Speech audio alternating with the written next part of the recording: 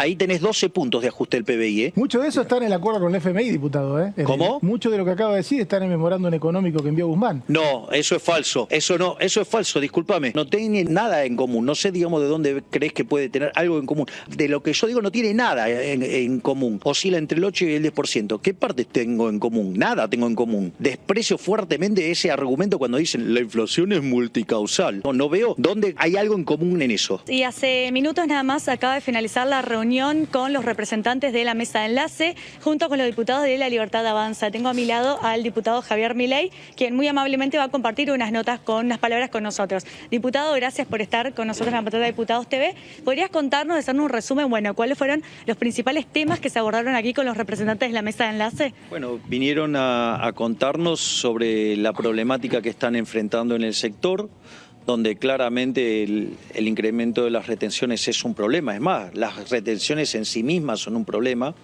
Hay un problema también muy grave que tiene el sector, que tiene que ver con el tema del tipo de cambio, el desdoblamiento cambiario, porque ellos sus ingresos los perciben al tipo de cambio oficial y tienen que pagar sus insumos al tipo de cambio paralelo, lo cual, digamos, genera un problema económico enorme, sobre todo siendo que la brecha es del 100%. Tiene un problema de inestabilidad de las reglas jurídicas, porque justamente, es decir, ellos hacen la siembra y antes de cosechar, digamos, les cambian las reglas de juego. Es como que a vos pactás un trabajo, determinás qué ingresos vas a tener a fin de mes y una vez que vos ya estás trabajando te cambian y te bajan el ingreso en la mitad, lo cual es verdaderamente una situación tremendamente violenta la que sufre el sector y además está siendo fuertemente discriminado, no solo en lo económico por tener una presión fiscal en blanco de más del 60%, sino que además son víctimas de ataques recurrentemente por distintos personajes de la casta política. Por lo tanto, me parece que es una situación extremadamente delicada y obviamente también están afectados por la falta de crédito y por los efectos negativos de la inflación. Y bueno, entonces en ese contexto, digamos, nosotros hemos escuchado sus reclamos, también tienen los problemas del mercado laboral, tienen los problemas, digamos, del tema de los caminos y las distintas imposiciones que van teniendo para poder salir. Por lo tanto, verdaderamente es un milagro que el sector del campo pueda aún sobrevivir con este maltrato que recibe por parte de la política en términos de política fiscal y monetaria. Diputado Milei, ¿cómo le va? Melina Flederman lo saluda. Gracias por recibirnos un ratito. ¿Qué tal, Melina?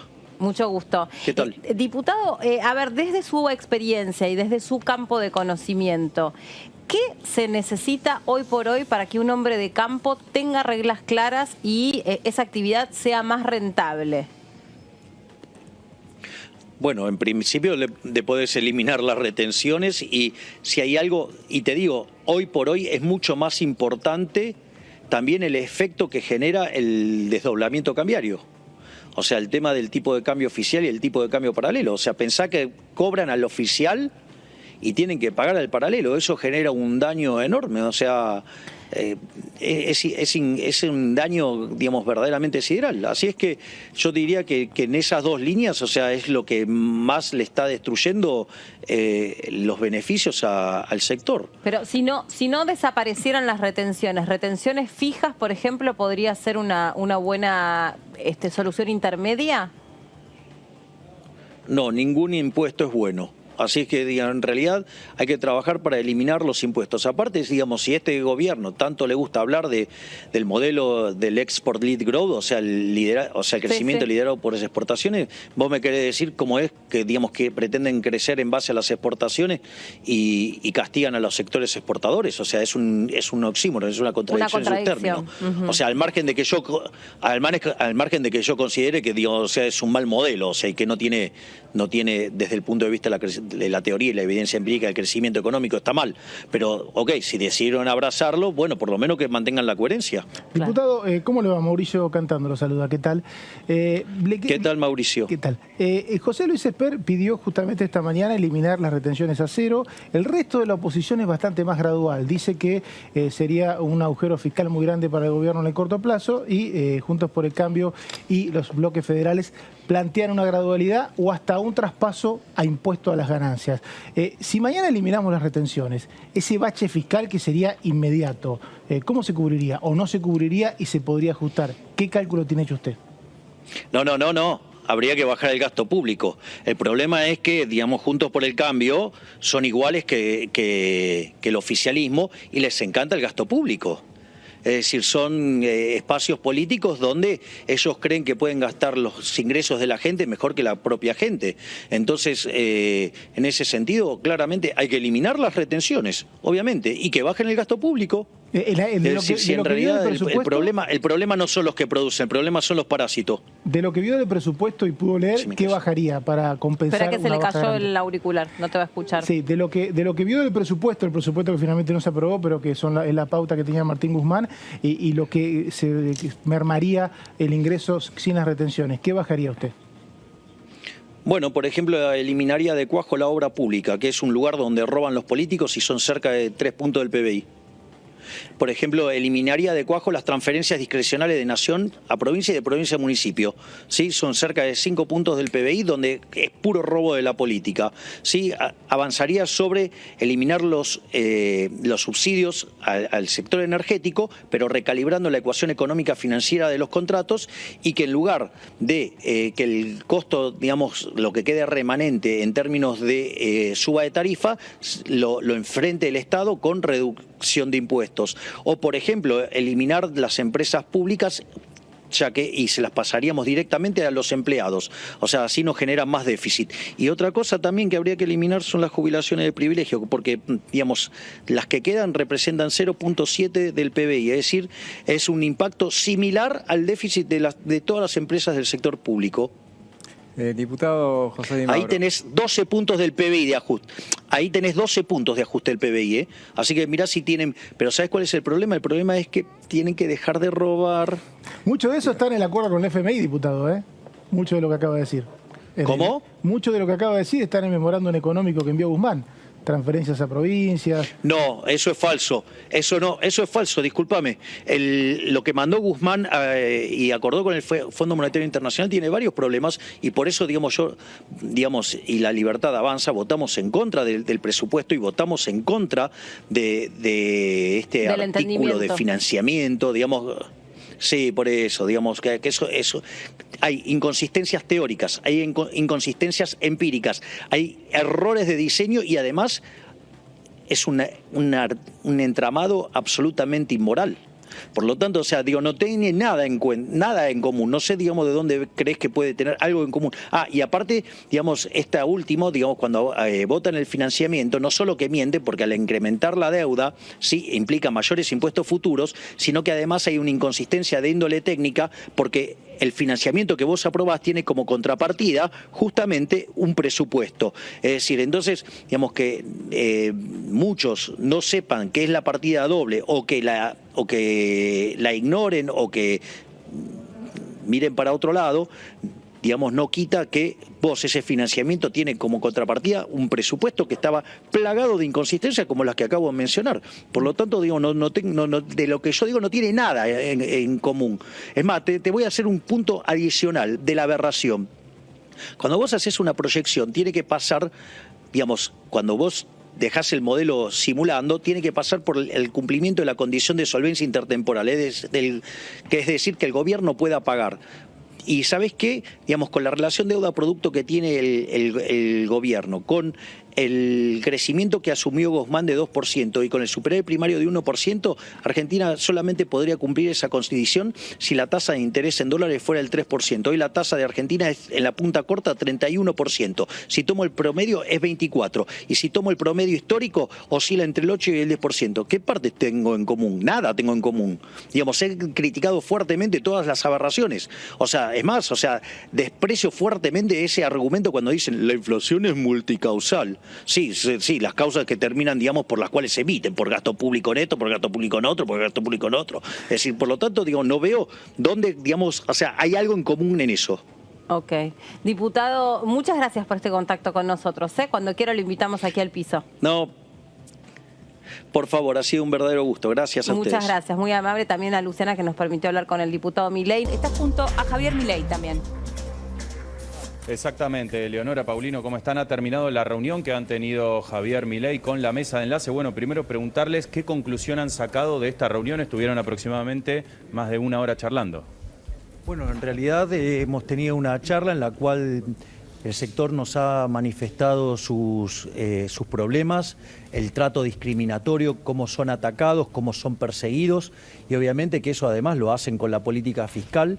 O sea, claramente hay un problema con el tema de las retenciones, que es claramente un avance sobre el derecho de propiedad. ¿Es ilegal? Para mí, obviamente, digamos, o sea, los impuestos se supone que los debería generar la Cámara de Diputados, porque justamente son los representantes del pueblo. De hecho, en su momento hemos enviado un proyecto justamente para eliminar los artículos del Código Aduanero, que es lo que utiliza el Ejecutivo para cobrar estos impuestos, y que se discuta en la Cámara y que se saque la careta. Pero también, digamos, el sector es castigado fuertemente con los problemas de controles en el mercado cambiario, donde la brecha cambiaria les destruye la ecuación económica, porque básicamente cobran al oficial y tienen que pagar después los insumos al paralelo, generándole un daño enorme. Y entonces estamos en contacto para trabajar en una agenda que mejore la economía del sector, porque claramente es un sector que está siendo muy duramente castigado, y me parece que eso es inmoral, eso es incorrecto. O sea, digo, no tenés por qué estar maltratando a un sector, porque definitivamente lo que se está haciendo es maltratar a un sector. Concretamente, Milei, ¿cuál va a ser el tipo de acompañamiento o herramientas, ¿no?, a partir de lo que han escuchado de parte de la mesa de enlace? Bueno, nosotros estamos fuertemente comprometidos con varias cuestiones. Las primeras, nosotros hemos hecho un proyecto, digamos, en el cual, digamos, he trabajado junto a Gerardo Milman, y después distintos diputados adhirieron, como por ejemplo la doctora Villarroel, donde básicamente nosotros pedimos eliminar los dos artículos del Código Aduanero, que es sobre lo que usa el Ejecutivo para fijar las retenciones. Cuando hace eso, automáticamente se queda sin las retenciones. Y después que se discuta en la Cámara, obviamente que en nuestra posición nosotros estamos totalmente en contra de la existencia de las retenciones. Por lo tanto, o sea, digamos, nunca aceptaríamos retenciones. No solo eso, sino que también hemos trabajado la doctora Villarroel envió un proyecto del cual yo también lo apoyé, que tiene que ver con la eliminación del impuesto a los débitos y créditos bancarios, digamos, y obviamente nosotros, por ejemplo, respecto al tema de la inflación y la brecha cambiaria, digamos, dada la posición que hemos sostenido sistemáticamente de directamente avanzar hacia lo que se llamaría técnicamente una dolarización, ahí se terminarían los problemas de inflación y se terminarían también los problemas de brecha cambiaria. O sea, terminaría ese problema. En minutos Feletti va a estar dando una batería de anuncios con respecto al tema de los alimentos. Bueno, ya el ministro de Agricultura, Domínguez, también anunció. ¿Realmente es la verdadera guerra contra la inflación? ¿Cómo lo califica? Bueno, lo primero es que utilizar ese término en las actuales, digamos, en general es desacertado, y en la situación particular que vive el mundo es muchísimo peor. Pero al margen de eso, a ver, las medidas que quiere impulsar Feletti, digamos, son medidas que la historia documenta desde el 2800 a.C., es que nunca funcionaron. Están volcadas en un libro, se llama 4000 años de controles de precios y salarios, cómo no combatir la inflación. O sea, y justamente, digamos, si hay un país que usó esa herramienta y nunca funcionó, fue Argentina. Argentina, desde la segunda mitad del siglo XX, siempre aplicó controles de precios, salvo durante la convertibilidad. ¿Sabes cuál fue la única época en que no hubo inflación? Durante la convertibilidad. Entonces, esto, digamos, de querer atacar el problema monetario con medidas que implican avances sobre el derecho de la propiedad y cercenamiento de la libertad, lo único que termina generando es desabastecimiento, y que aquellas personas que supuestamente querían proteger son las más vulneradas y las más perjudicadas con esta medida. Por lo tanto, muy lejos de hacer... Claro, bueno, mencionalo. La falta de constitucionalidad, además de la medida tomada por el presidente, también es algo que tenemos que destacar, porque afecta directamente a la seguridad jurídica. En un país donde no hay seguridad jurídica, difícilmente lleguen inversiones nuevas y difícilmente se pueda trabajar y los productores del campo puedan desarrollar una actividad exitosa. Además, creíamos que venía perfectamente anclado a lo que era la negociación con el Fondo Monetario Internacional. Bueno, allí estaban las declaraciones de la propia Villarroel y Javier Milei. En realidad no habló la mesa de enlace. No, Elio, es cierto. Ese es un dato no menor, porque convoca la mesa de enlace, pero concentran la atención y centralizan la palabra dirigentes de o sea, Milei y Villarruel. Claro, este es el bloque de La Libertad Avanza, con quien estuvo reunida. La mesa de enlace están allí al lado de Milei en este momento. Lo veíamos hace un ratito Jorge Chemes de CRA, está Carlos Achetoni de Federación Agraria. Exacto. Elvio Lausirica, que es el vicepresidente de Coninagro. Carlos Ianisoto está con un tema personal, por eso no viajó. Y seguramente Nicolás Pino estará allí. Ahí lo vemos a Nicolás Pino.